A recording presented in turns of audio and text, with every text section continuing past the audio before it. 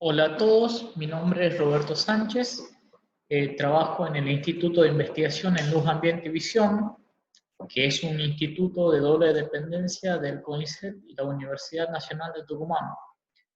Tenemos un laboratorio de óptica visual en el que llevamos adelante diferentes líneas de investigación relacionadas a la óptica visual, como son la medida de aberraciones, scattering, transmitancia y el impacto de diferentes patologías en la óptica visual.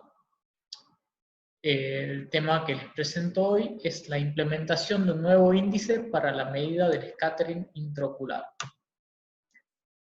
El objetivo de este trabajo fue avanzar sobre la medida de la difusión intraocular, especialmente relacionada a la presencia de cataratas.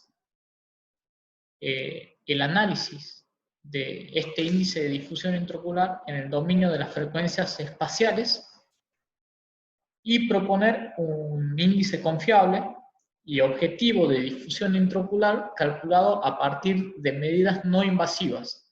Estas medidas, estoy hablando de la técnica del doble paso. El método del doble paso permite medir de una forma integral la calidad de la imagen retiniana, incluyendo la degradación producida por las aberraciones, así como por la difusión intraocular. Esto es a través de la PSF. ¿Qué es la PSF? Es el modo en el que cualquier sistema óptico degrada la imagen de una fuente puntual. PSF significa función de punto expandido. A partir de la PSF, ¿sí?, se pueden obtener otras funciones que también determinan la calidad óptica del ojo, como es la MTF, o función de transferencia de modulación. Esta función se obtiene a partir de un proceso matemático en el que interviene la transformada de Fourier de la imagen de la PSF, que es la que se mide con el sistema de doble paso. Para dar una idea de cómo es la curva de la MTF y cómo implica a la calidad de la imagen, en este ejemplo se muestran tres funciones de MTF, ¿sí?, en función de la frecuencia espacial, y cómo se vería afectada la imagen. Fíjense que no solo disminuye el contraste cuando la curva es de menor calidad, sino que desaparecen los detalles de la imagen, ¿sí?, ya que estos detalles están vinculados a las altas frecuencias espaciales, ¿sí? Fíjense que esta curva carece de información para altas frecuencias espaciales y se ve afectada la nitidez de la imagen. Para hacer una analogía entre la MTF, se puede mencionar a la función de sensibilidad al contraste, en el cual los contrastes para las frecuencias más altas de la función de sensibilidad al contraste están relacionadas con la visión de detalles, o sea, con la agudeza visual.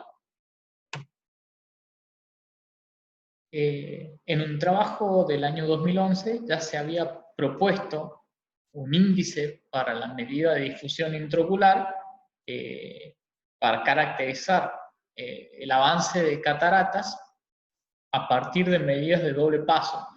En este trabajo se medía la PSF del ojo y a través de esa medida se calculaba el índice OSI, o índice objetivo de difusión.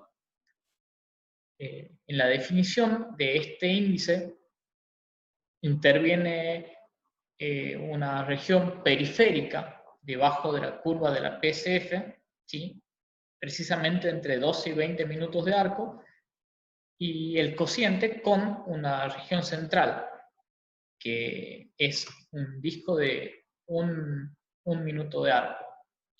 Este índice OSI resultó bastante bien para la caracterización de sujetos con cataratas, pero se ha visto que debido al uso de la energía en la parte central se ve influenciado por la presencia de aberraciones, o sea, en sujetos que no presentan catarata o que no presentan altos contenidos de scattering en el ojo, este índice no resulta preciso para medir la difusión.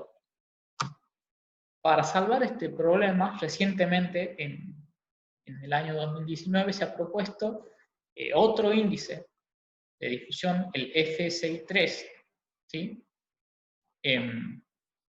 También a partir de medidas de doble paso, pero en el plano de las frecuencias espaciales. O sea, luego de aplicar una matemática de Fourier a la PSF, se obtiene la MTF. Y en el dominio de las frecuencias se calcula este nuevo índice. Este nuevo índice ha resultado ser más robusto, o sea, menos dependiente de las aberraciones que el índice OSI, y tan bueno como el anterior para la medida del scattering en cataratas. Sin embargo, este índice FSI ha sido propuesto en base a un sistema experimental complejo, ¿sí? Que resulta inaccesible para la práctica clínica oftalmológica, ya que usa equipamiento costoso. Por lo tanto, nos hemos puesto en contacto con los autores del trabajo y hemos trabajado en conjunto en la definición y la implementación de un nuevo índice que puede ser aplicado a la clínica oftalmológica mediante sistemas de doble paso comerciales, que son además convencionales. Por lo tanto, en este trabajo se ha propuesto la medida de imágenes de doble paso, tanto con un sistema comercial, que antes se conocía como OCAS, hoy lo ha reemplazado el HT Analyzer, que no es otra cosa que un sistema de doble paso, ¿sí? Además del sistema de doble paso comercial, hemos montado un sistema de doble paso experimental. Este es el esquema óptico del sistema montado, que tiene la particularidad de contar con un doble paso convencional como la tiene el HD Analyzer, y es comparable a este para las medidas de calidad óptica, y tiene un sistema para medir el frente de onda tipo Harman-Shack, que permite medir el mapa de aberraciones y por lo tanto el cálculo de los coeficientes de Zernike para medir y caracterizar las aberraciones del ojo. Se ha propuesto medir sujetos por un lado, 52 sujetos con catarata, ¿sí? En el cual se ha medido la PSF y se ha determinado el índice OSI y el índice FSI. Y por otro lado, se han realizado medidas en 11 sujetos sanos con el sistema experimental. Las medidas en los sujetos sanos se han realizado tanto con el doble paso, en forma simultánea con las medidas de aberrometría, y bajo diferentes condiciones experimentales que generan mayor cantidad de aberraciones en la óptica del ojo. Estas dos condiciones que se han evaluado son el cambio en el tamaño de la pupila, ¿sí? En pupilas de 3, 4, 5 y 6 milímetros, y la excentricidad con respecto a la fobia. O sea, se han realizado medidas foveales a 5, a 10, a 15 y a 20 grados con respecto a la fobia. Tanto los sujetos con catarata como los sujetos sanos, en ellos se ha realizado un estudio completo, digamos, con biomicroscopio, se ha realizado fondo de ojo, buscando que no exista otra patología que altere los resultados, y además ninguna de las personas debería haber sido sometida a una cirugía previa ni estar bajo tratamiento.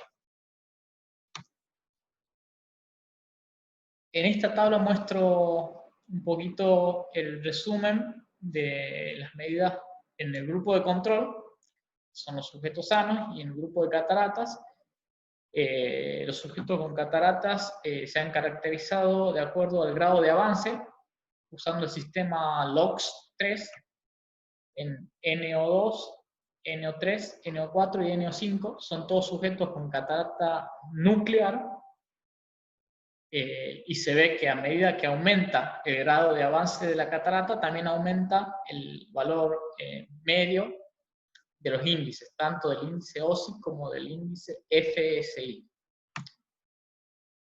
Esta es una gráfica que muestra el índice FSI en función del índice OSI para los sujetos con cataratas, y se ve que existe una alta correlación, o sea, un valor de 0,93 prácticamente para la correlación entre ambos índices. Esto indicaría que el índice FSI es tan robusto como el índice OSI para la medida del scattering intraocular.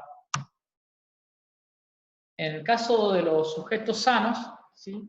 Estas dos gráficas representan el valor de los índices en función de la cantidad de las aberraciones, que está dado por el valor del RMS. Recuerden que el RMS cercano a cero indica poca presencia de aberraciones, mientras que un RMS más elevado indica una gran cantidad o una mayor cantidad de aberraciones. Fíjense en las tendencias, los cuadrados azules representan el OSI y los triángulos rojos el FSI. A medida que aumenta la cantidad de aberraciones, ya sea por la excentricidad en la retina o por el tamaño pupilar, existe una tendencia al aumento del índice OSI, mientras que el índice FSI se mantiene más o menos estable. Numéricamente, lo vemos en estas tablas. Estas tablas representan la correlación, el Rho y el valor P, para los dos experimentos en los sujetos sanos. Fíjense cómo existe una alta correlación, y es significativa, entre el parámetro OSI y el valor del RMS, o el Full Width at Half Maximum, que son dos parámetros que indican la cantidad de aberraciones, ¿sí? En la óptica de ese ojo, mientras que el FSI no presenta correlación con ninguno de los dos, y eso se da en ambos experimentos. Esto indicaría un poco la falta de impacto de las aberraciones sobre el nuevo índice FSI, que era justamente lo que estábamos buscando. Por otro lado, en esta gráfica se muestran los valores promedios para todos los sujetos y para los dos experimentos, tanto tamaño de pupila como excentricidad, de los índices FSI, son los triángulos, y el índice OSI, cuadrados, para las pupilas de 3, 4, 5 y 6 milímetros, y para las 5 excentricidades evaluadas. Aquí también se ve que a medida que aumenta el tamaño de la pupila, el valor de FSI se mantiene más o menos estable, alrededor de un valor de 0,4, mientras que el índice OSI claramente aumenta. En el caso de las excentricidades, se observa lo mismo, el índice FSI se mantiene más o menos estable, mientras que el índice OSI aumenta. En este trabajo, por lo tanto, se ha aprobado una adaptación de la metodología propuesta en el año 2019 para la medición de la difusión intraocular a partir de la técnica de doble paso, con un índice robusto, ¿sí?, que se ve menos afectado por las aberraciones oculares. Este nuevo índice propuesto, que llamamos FSI, es sensible a la presencia de cataratas y se ve claramente menos afectado por las aberraciones, tanto de orden inferior como de orden superior. Este efecto se ve menos notable que en el otro índice, que ya es bastante conocido, el índice OSI. Por lo tanto, se puede aplicar en la práctica clínica oftalmológica en sistemas de doble paso comerciales.